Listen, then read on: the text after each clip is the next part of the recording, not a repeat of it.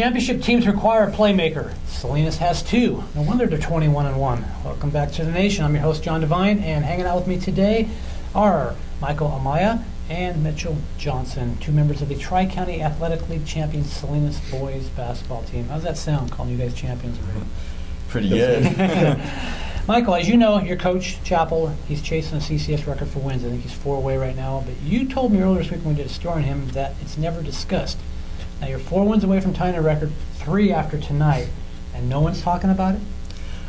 Especially at practice, we don't really like to talk about it that much. Chappell even emphasizes that the record, it's a big deal, but it should be more about us this year and not about him. He's like, it's what you guys are accomplishing this year, so he doesn't really like to put the spotlight on it. And so you guys just kind of don't bring it up, huh? Yeah, not really. Mitchell, a lot of firsts have occurred this year for this group of seniors. You beat Palma not once, but twice. You already won the TCAL title with 2 league games left, and you haven't lost to a team in the CCS this year. Yet, every game I've covered, this team, there's no celebration on the court. In the locker room, you guys are humble. You get out of there. You act like you've done it before, but I want to wonder, when you go home, do you scream a little bit? I mean, when I went home, I screamed a little. Okay. But it's definitely, we are humble about it, but we take one game at a time, and we just play our hearts out every game. So basically, we didn't expect it, but we knew we had the potential to beat any team in this league. So no doubt. Michael, why the lunch pail attitude? I mean, I like the humbleness. I think it's great, but how's this group been able to keep it kind of a one game at a time approach? Is it a fear maybe of complacency?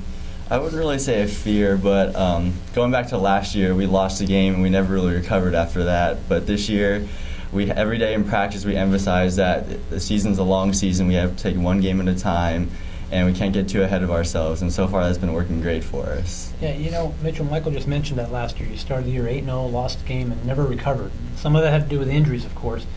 This year, you started 7-0, and you dropped the game to Antelope, I believe, and you haven't lost since. What's different about this group? Is it experience, maturity, depth, all the above? Honestly, I think we're just like a family. So we interact with each other very good.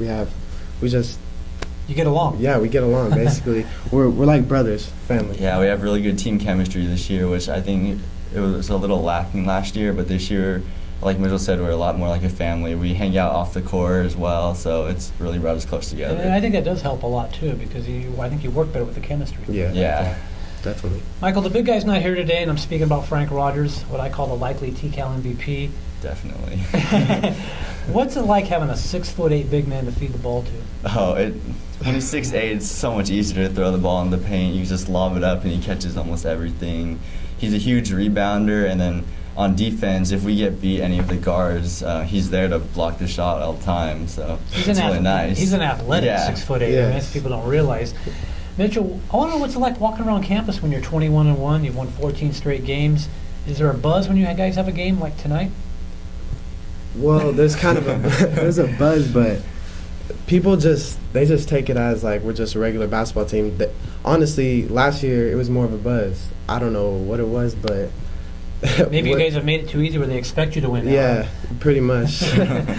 Michael, I know you don't like to look ahead. We've talked about that this whole time here, but have you glanced at all about the potential matchups in the CCS Division I playoffs? We know there's Bellarmine, Sarah, Piedmont Hills. Yeah, we've been looking a little bit. I've been on Max Preps online. Look at the scores of Piedmont Hills, Bellarmine, Sarah. You know they're all going to be tough, but I think we could compete with any of those teams up there. So. 21-1. In fact, you haven't lost to a team in the CCS this year. Hey, last thing, Mitchell, the bench has been a big factor this year. I think we need to talk a little bit about them, and I believe it starts maybe with your guys' practices. I mean, these guys aren't facing anybody better than the starting lineup.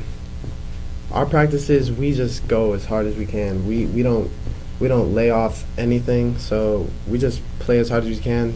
Bring the practice to the games. That's how we play. Yeah, it certainly shows right now. We're going to bring these guys back for one more segment.